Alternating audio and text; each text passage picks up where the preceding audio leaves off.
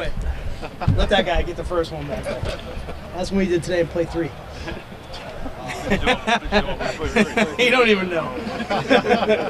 Matt, well, good to see everybody. What did it mean to you to get the contract extension and stay here at Ohio State? Yeah. Well, obviously, just Ohio State is such a special place.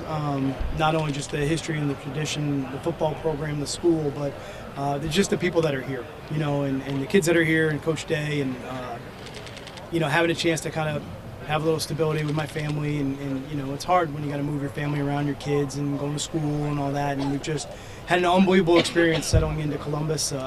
Everybody's been so nice and welcoming, and it feels like home. So it's a big deal. It's a big deal for us to be, in a place where everybody's happy. It's really important. Has being here exceeded your expectations for what you thought it would be? That's probably a good question. I don't know if I set maybe expectations or not, or just kind of go in with the idea of hey, let's just try to do as much as we can to impact in the biggest way possible. So for me, that part of it's been amazing, to go in and have a lot of joy, to be around these kids and watch them work and grow and learn, and certainly going through the process this year with the draft and watching everybody get ready to go, and so excited for those guys and what's next, and for bright futures for them, and to get a new group in this year and kind of try to do the same thing. You just that's what it's all about, right? Trying to help and do whatever you can to make hopefully lives better for guys.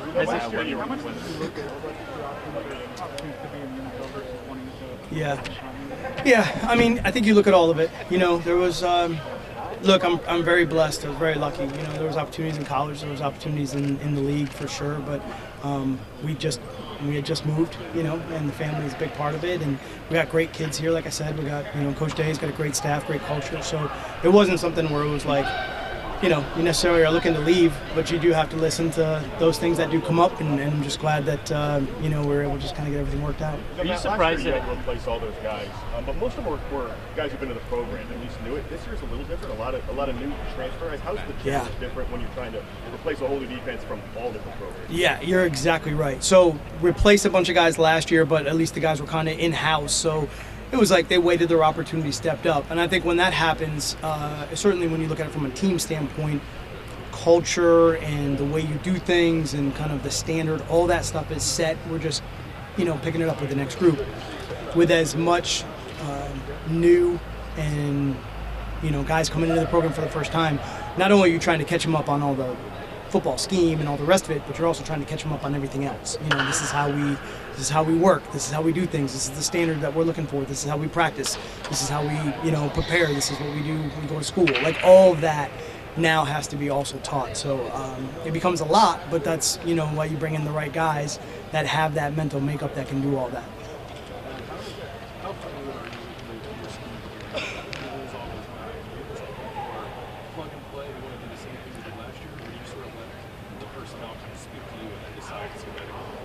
Yeah, that's really been more of what I've done. I would say in the last probably, 10 to 15 years, as I just learned through the course of the league, where your personnel will change, or you're, picking at the end of the draft versus the beginning of the draft, and you have to be fluid with all that. So it was great last year, get in, kind of take a look to see the guys that we had, because a lot of them hadn't played, observe and say, okay, I think these guys can do this, and I think they can do that, and kind of put them in those roles, and then, just watch them blossom and go. We're really in that same space again this year, because the bodies are different, the look is different. So we're experimenting through spring ball. It's kind of good in college that we have, we have the spring practices. We're in pads already, and we're kind of seeing some of the fundamental stuff that we're working on. And then you still have work, before you get to training camp. So you have some time to kind of build, hey, this is what we figured out in spring practice that our guys can do.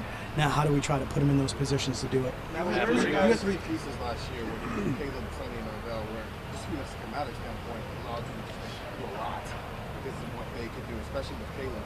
Yeah. So when you look at that potential dynamic in the safety room, I don't know if it's possible to replace what he is. So do you feel like you have the pieces in there where maybe you can replace him in the aggregate? Yeah, I don't think you ever replace a Caleb Downs or something. When you have great players, that's why they're great players. So, but to your point, I think what you try to do is okay, what do we have, and what can we carry over, and what maybe just isn't going to work for us this year. And I think we had those 3 great guys, but the whole pieces around him too. Even, IGB's consistency outside, Jermaine being able to play outside, Caden Curry's flexibility was huge, K-Mac coming in and settling in the middle of the defense, and, certainly Jalen McClain and him being able to step up into that role. So it was really, you got great pieces, but then it's the whole part, that we put together. So we'll have to do that again this year. And we have a couple guys come back, certainly Jermaine and Jalen, and then look at those other pieces as we go and build the guys that were here, that we know what they can do, and then the new guys that are in, and try to see what that looks like. It seems like from the outside that Christian Laettner might be like a free agent of this year. Yeah. Go out and land a piece that kind of fills a gap there. How much of the NFL experience do you lean on when you're trying to put a lot on a guy who's going to play one of the middle linebacker spots? How much do you put on his play? Yeah. Throw him with defense? You know that he can run it. Yeah, I think for linebackers and safeties, right, kind of categorize them in the same space with the communication through the middle of the field. If they're just getting into the program where maybe they're an older player and things are going to go fast, what you try to really do is like, hey, let me just teach you this one thing first. Let me see how you handle that. Let you get a little bit of confidence with that first.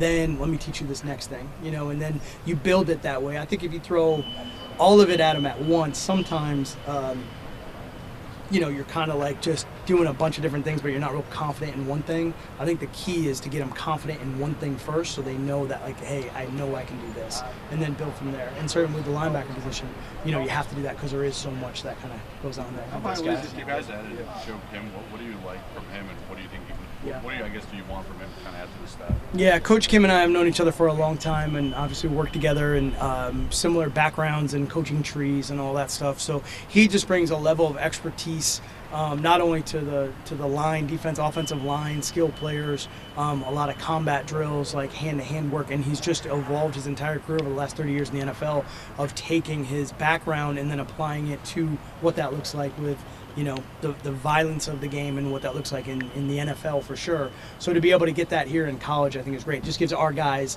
that head start, and that's really the biggest difference. I talk to our guys about all the time. When you go from college to the NFL, the violence of the game up front, it's completely different. And so if we can get our guys headed in that direction now, sooner, not only, does it help us currently, but it gives them that toolbox that they bring with them to the next level. So I think it's just a huge, addition for us. How about for James Smith to play a role? I mean, y'all, like you're talking about, you're losing Kate McDonald. Yeah. Just finally came into his own and stuff. James was talking about, just like Kenyatta was, like how much time he spent with you even. Yeah. As opposed to past defensive coordinators. Yeah. So you kind of cajole those guys along, right? How would you describe bringing those guys along? Yeah, I love it.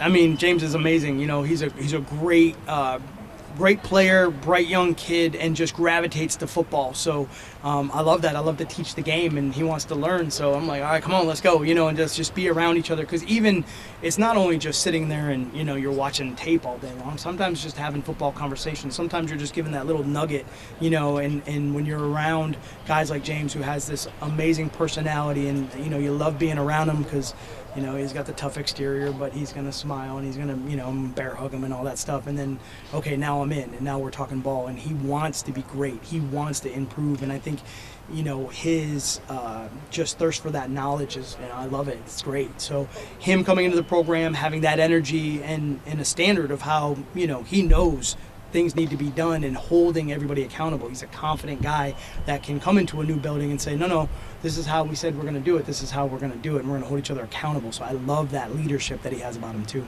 Regarding Garrett, is there anybody who's stood out to you so far that has that on-ball, off-ball versatility that all kinds of Yeah. Not that we've done yet in spring ball. We haven't really done it. I think it's funny, I was having this conversation the other day about, how to attack different parts of off-season programs, right? And in the league, it's pretty structured. You got phase 1, phase 2, phase 3, and it's like a build process. I almost feel like in college, we have the off-season program, and then we actually go right into pads. We get into spring ball pretty quick. So you have that conversation with yourself, like, do you work scheme or do you work fundamentals? You try to do both, but the reality is we don't have so much time. And so much time in pads, working the equipment. So for us right now, it's really heavy focused on fundamentals, like, just getting all of that football technique work back into these guys. And then we'll start to look at some of the scheme stuff. So right now, fundamentals, try to see what they do, figure out what they can do, and then probably later in the summer work on all right, what are the position flexes that we have? Appearance over, having an offseason like that, how does that change? What does that future coaches thinking about? Yeah. Well, certainly, I mean, give him all the credit in the world, right? I mean, he came and blew the doors off the offseason program. It was awesome to watch him be able to do that, work real hard, change his body, change his just all of the work that he put into himself, but then really, you know, build the confidence behind it. I think a lot of it is, look, we got a lot of really good players, but sometimes it's just you just need a little bit of that confidence about it, you know, to go out there, because some of them have sat maybe for a year behind better players, and sometimes that happens, you know, it takes a little bit of a while to get back into that rhythm of like, oh yeah, like I know how to, you know, I can do this. And so that's the biggest part of it for me, is he just has momentum of his confidence right now, and you see it, you saw it, you know, we'll watch the tape today, but Tuesday, there were some really nice plays in there where it was like, he probably wasn't making those plays last year. You know, it was just kind of almost like the light bulb came on. It was a really savvy play. He had 3 of them that were really nice. So you love seeing that. Matt, Two when you more. evaluate, Bill's question, doing the fundamentals right now. How much easier is that in the back of your head to know that there's a lot of these guys that already have a baseline of your defense? Yeah. Where like you don't have to feel like you're ever behind because in an install. Yeah. How much more comfort do you have with that? You know, I would say I probably always operate in a extreme urgency, like we don't have it mindset. I think that's kind of like, for me, I'm never, oh yeah, we're good. Like, you know, I kind of actually always go back. Doc Rivers was great, you know, when he was out in Boston with us and we would spend time together, and he had this whole thing with, they went through some different years with the Celtics, and, you know, he had this saying, it was like, don't let good get in the way of great, you know, and it was like one of those things where the year before they were always trying to be great, great, great, and then the next year it was like, hey, did you do this? No, I'm good. Did you do this? No, I'm good. And then, like, it was just a whole mindset of like, well, good will get in the way of being great. So like, we always want to be great. So let's just attack it like it's brand new every single time, and make sure that we're really coaching those fine points up. What do you like about the makeup of this cornerback group so far? You know, one of the things about our corners, and the same as last year now, we are competitive and we are fiery, you know, so we're going to go out there and we're going to compete and we're going to battle, and we have to do that because we've got really good players lining up across from us over there. So I love that competitiveness and that fire that they bring. It's not only just on the field competitive, but it is a fire to learn and to get better and to really pay attention to the things that we're doing and try to improve every day. And that's, you know, like I tell them all the time, you just have to be consistent, because it's the only way we can tell if you've gotten better, right? So if you're consistent, I know if you've grown or you slid backwards. If you're not consistent, then maybe I caught you on an up day, maybe I caught you on a down day. So I think that's the biggest thing for us, you know, with all the fire and competitiveness that they have, just be consistent every day so we can see if we've gotten better. Can you kind of give your first impressions of some of the transfers there, defensive linemen, and Terry, and Yeah. I think all those guys are, you know, just indoctrinating themselves really well to what we're trying to do. And I think, honestly, they're just trying to learn the system. Earl, certainly a great player at Florida State. Guy that's always around the ball. I mean, this guy just had an instinct and a knack for being around the ball. So I love that ability, that football, you know, ability about him. So hopefully we can use some of that for sure. And Terry coming, Terry Moore. Who really didn't play last year because of the injury. Watching him come back and see his movement skills has been really good for us to see up front. John doing a good job coming from Central Florida, big, strong guy in the middle, so really kind of trying to see his skill set too. Matt, I'm sorry. Quay. I got one more for you. Yep. So Quay's another guy coming with James, you know, from Alabama. Explosive power. That's what I would say so far with him. Is Terry all the way back and limited at all? I mean, yeah, he's working. Everything's been, we're not doing anything to restrict any of that at all. We just reps, out there in the field. Yes. When you evaluate last year's defense, you guys led the nation in the fewest points. You led the nation in giving up the fewest big plays. But you were like middle of the pack in havoc rate in the Power 4. You were 75th in turnovers. When you look at that balance of you were composed and together versus being aggressive and maybe making plays, what did you think of that balance for last year's defense? There's so many things that go into like those stats, right? And I think we were averaging maybe, 45 snaps a game, something like that. And if a defense is averaging 80 snaps a game, it's like twice as many reps. Maybe you're getting more disruption plays, but you're probably getting more big plays. So I think really what you're trying to do is just, are we playing good defense? I think, are we really, as opposed to the stats, the biggest stat that matters is obviously the score. That's how we win and lose. So stats are great. I think it's a great monitor for what you're doing. And so I look at those stats and say, all right, we have to turn the ball over. We have to attack them more, whatever we're doing. So we obviously want to have more of those plays. but also trying to be realistic. Like, are we just at least playing good defense? Like, are we doing what we want to do on the tape? Is it clean? I'd say that's probably one of the best compliments I've had in the last couple of days, just talking with my NFL guys that I know that have come back watching our tape here recently, getting our guys ready. They just keep saying, like, the tape is so clean, it's so clean, you know, and it's just, that means, like, you're operating at a high level on the field, and I think if you do that, you give yourself a chance to win. Are you willing to give up any more big plays in the pursuit of more turnovers or more sacks or Yeah. anything like that, or do you not want? I mean, I'm always looking for more sacks and more turnovers. I'm never telling us not to do that for sure, but I definitely don't want to give up touchdowns because that's the one that's going to be not good. So we're not playing conservative. We're not doing any of that stuff. We're trying to play the plays that are out there for sure, but we always are going to strive to try to get after the ball a little bit more, definitely. Thanks, guys. Thanks, Matt. Yeah.